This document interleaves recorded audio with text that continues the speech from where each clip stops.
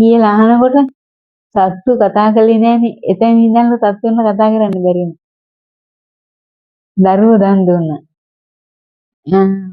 මහා රාජ ඇස් දන් දුන්නා. සිවි කියන රජ කෙනෙකුට රජ කෙනෙක් කියලා ඇස් දන් දුන්නා. ඇස් පේන්නේ නැති කෙනෙකුට. ඒ වගේ සක්‍ර දෙවියෝ යක්ෂයෙක්ගේ වෙස්යෙන් ඇවිල්ලා බඩගිනි කෙව්වා. බෝධිසත්වයේ අපේ බෝධිසත්වයේ ආවෙක් කියලා ඉඳලා දෙමනේ. සත්ව ජාතකයේ.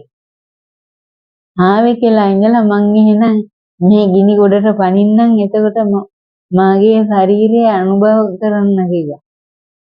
සක්‍ර දෙවියන්ට. ගිනි ගොඩට පැන්න. අන්න බලන්න තමන්ගේ ජීවිතේ පවා දන් දුන්නනේ. පරමත්ත පාරමී. දාන පාරමී, උපපාරමී, පරමත්ත පාරමී. ඒ